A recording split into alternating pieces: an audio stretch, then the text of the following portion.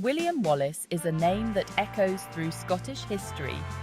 He stands as a symbol of freedom and resistance against oppression. Wallace was a medieval Scottish knight who became one of the main leaders during the Wars of Scottish Independence. His story has inspired generations of Scots and captured the imagination of people around the world. Wallace fought bravely against English rule in Scotland.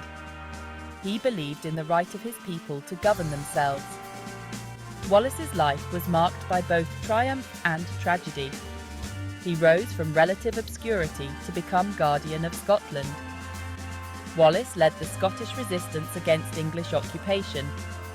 His most famous battle was at Stirling Bridge in 1297.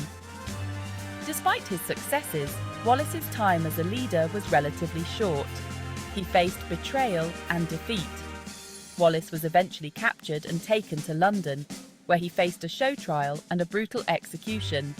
Yet even in death, Wallace's legacy lived on as a martyr for Scottish independence and a folk hero.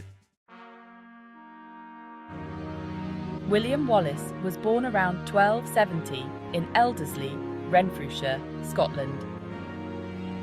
The exact date of his birth is unknown. This was a time of political turmoil in Scotland. Wallace grew up in a world where the idea of Scottish independence was constantly under threat. Wallace's death date, however, is well documented. He was executed on August 23, 1305, in London. Wallace's execution was particularly brutal, even by medieval standards.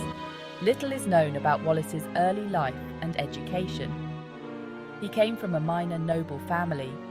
His father, Sir Malcolm Wallace, was a small landowner.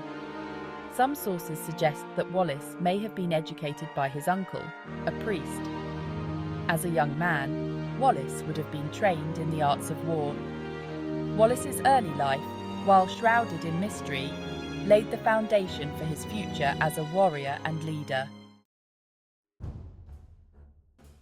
William Wallace's greatest contribution to Scotland was his leadership in the fight for independence.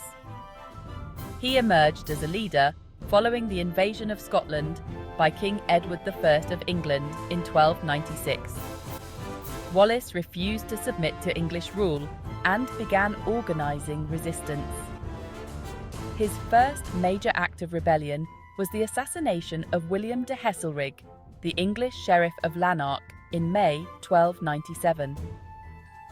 Wallace's most famous military victory came at the Battle of Stirling Bridge on September 11, 1297.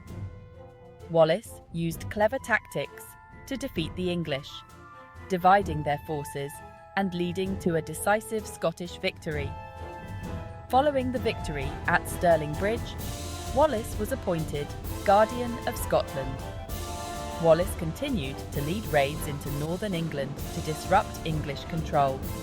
However, Wallace's time as Guardian was short-lived, suffering a major defeat at the Battle of Falkirk in July 1298. Despite this setback, Wallace continued to fight for Scottish independence. Wallace's efforts laid the groundwork for future Scottish leaders, like Robert the Bruce, to continue the fight for independence. William Wallace's capture and execution marked a dark chapter in Scottish history. In August 1305, Wallace was captured near Glasgow, betrayed by Sir John de Menteith. Taken to London in chains, he faced a show trial at Westminster Hall, charged with high treason and crimes against English civilians.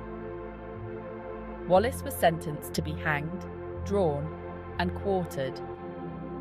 On August 23, 1305, he was dragged through London to the Elms at Smithfield, hanged, disembowelled, and quartered. The brutality was meant to deter Scottish rebels. Instead, Wallace became a martyr and symbol of resistance. The fate of William Wallace's remains is a subject of mystery and debate. Wallace's body parts were displayed across England and Scotland. His head was placed on a spike on London Bridge. there is no definitive record of where Wallace's remains were buried. The lack of a known grave has added to Wallace's legendary status. The Wallace sword is on display at the National Wallace Monument in Stirling. Wallace's legacy lives on in stories, monuments, and Scottish pride.